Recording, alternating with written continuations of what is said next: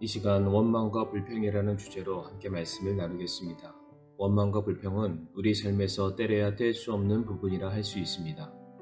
하루를 시작하면서 잠이 드는 순간까지 우리는 범사에 감사하라는 주님의 명령을 지키기보다는 범사에 원망하고 불평하기를 주저하지 않습니다. 그 누구도 원망과 불평이라는 감정 안에서 자유한 사람은 아마도 없을 것입니다. 오늘 본문 민수기 11장의 말씀은 불평으로 시작을 합니다. 1절 말씀에 백성이 불평하니 주께서 그것을 기뻐하지 아니하시니라. 주께서 그것을 들으시고 분노하사 그들 가운데 주의 불이 붙게 하시고 진영의 맨 끝 부분에 있던 자들을 소멸시키시매라고 되어 있습니다. 이스라엘 백성들이 왜 불평을 하였습니까? 다름 아닌 고기를 먹지 못했기 때문입니다.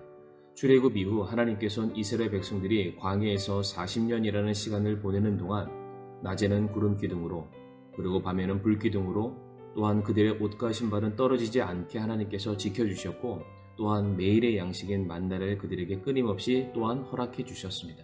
그러나 이스라엘 백성들은 그들 안에 고기가 없음으로 인하여서 원망과 불평을 하게 되었던 것입니다. 그런데 하나님께서는 그들의 불평을 들으셨습니다. 하나님은 불평을 결코 기뻐하지 않으셨습니다. 그래서 결국 분노하심으로 인해서 이스라엘이 머물던 진영 가운데 주의 불을 내려 맨 끝 부분에 있던 자들을 불로 소멸시켜버리시는 징계를 내리시게 됩니다. 이스라엘 백성들의 불평의 원인은 고기 때문이었습니다. 쉽게 말해 반찬 투정을 한 것입니다. 그런데 반찬 투정을 한 것 치고는 하나님의 징계와 심판의 정도가 심한 것처럼 보입니다. 그렇다면 하나님께서 이렇게까지 불평에 대해서 민감하게 반응하신 이유는 무엇이라고 생각하십니까? 오늘 본문 민수기 11장 4절 말씀 보게 되면 그들 가운데 섞여 사는 무리가 탐욕에 빠지매라고 되어 있습니다. 불평의 원인이 무엇입니까? 바로 탐욕입니다. 성경은 탐욕에 대해서 그것이 결코 성도에게 합당하지 않은 모습이다라고 말하고 있습니다. 에베소서 5장 3절에 오직 음행과 모든 부정한 것과 혹은 탐욕은 너희 가운데서 한 번이라도 그 이름조차 부르지 말라. 그것이 성도에게 합당하니라 라고 말씀하십니다. 이 말씀에서 탐욕을 무엇과 동등한 것으로 보고 있습니까? 음행하는 것입니다. 음행이란 자기 남편 혹은 자기 아내를 떠나 간음하는 것, 부부의 관계를 파괴하는 행위를 말합니다. 그리고 여기서 또한 부정한 것과 탐욕을 동일한 것으로 말하고 있습니다. 부정한 것이란 우상 숭배를 한 것을 말합니다. 하나님만을 섬겨야 될 백성이 그들의 눈을 돌려 하나님 이외의 다른 신을 섬기는 영적 간음 행위를 말합니다.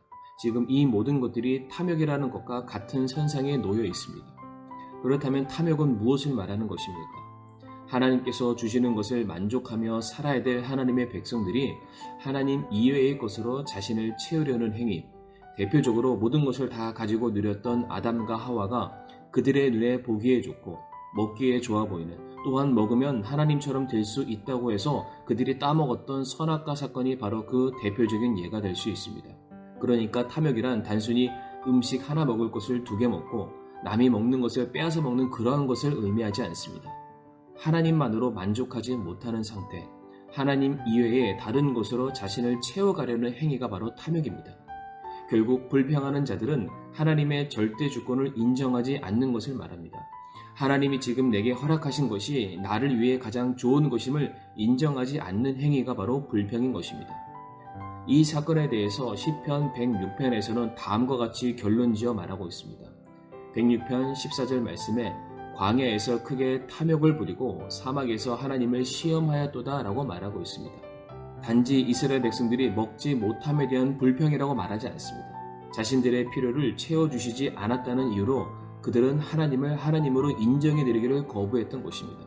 그렇기 때문에 하나님께서는 외면적으로 보았을 때에 반찬 투정을 했던 그 이스라엘을 향해서 불이라는 심판으로 엄중히 다스릴 수밖에 없었던 것입니다. 예수님께서도 탐욕으로 말미암은 불평에 대해서 다음과 같이 말씀을 하셨습니다. 마가복음 4장 19절에 이 세상의 염려와 재물의 속임수와 다른 것들에 대한 정욕이 들어와 말씀을 숨 막히게 하여 열매 맺지 못하게 되는 자들이니라 라고 되어 있습니다. 정욕, 즉 세상에 속한 탐욕이 그들 안에 가득 차게 되면 무슨 열매를 맺지 못하게 됩니까? 말씀이 열매로 말미암은 순종의 열매, 복종의 열매, 감사의 열매를 맺지 못하게 된다는 것입니다. 결국 불평이란 어디서부터 시작되는 것입니까? 생명의 양식인 하나님의 말씀에 대한 불신 만족하지 못함으로부터 불평은 시작이 됩니다. 말씀대로 산다고 해서 내가 어느 세월에 복을 받고 그것이 내게 어떠한 유익이 있겠어? 차라리 내가 원하는 대로 사는 게 더 낫겠다라고 생각하면서 주의 품을 떠나려는 그 마음을 먹는 순간 그 입에서 터져나오는 것이 바로 불평이 되는 것입니다.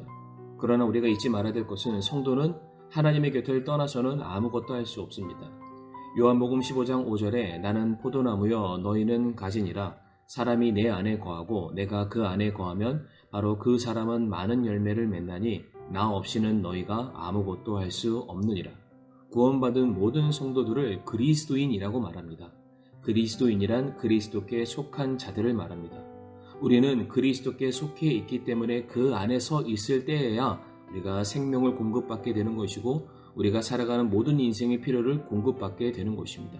우리가 주님을 떠나서는 아무것도 할 수 없고 우리가 또한 살 수 없으며 어떠한 만족과 안식을 누릴 수 없음을 우리가 잊어서는 안 될 것입니다. 혹시 우리 사랑하는 성도님들 채워지지 않음에 대한 불평이 있으십니까? 남들과 비교했을 때 내게 없는 것으로 말미암은 원망이 있으십니까? 우리가 그럴수록 더욱더 주 안에 거하는 일에 우리가 열심을 내어야 할 것입니다. 주님께서는 우리의 만족을 넘어서서 우리의 생명을 지키시기 위해 자기 자신을 내어주시기까지 우리를 사랑하시는 분이시고 지금도 우리를 자신의 눈동자처럼 지키고 계시는 분이십니다. 그분께서는 결코 우리 성도님들을 실망시키지 않으실 것입니다.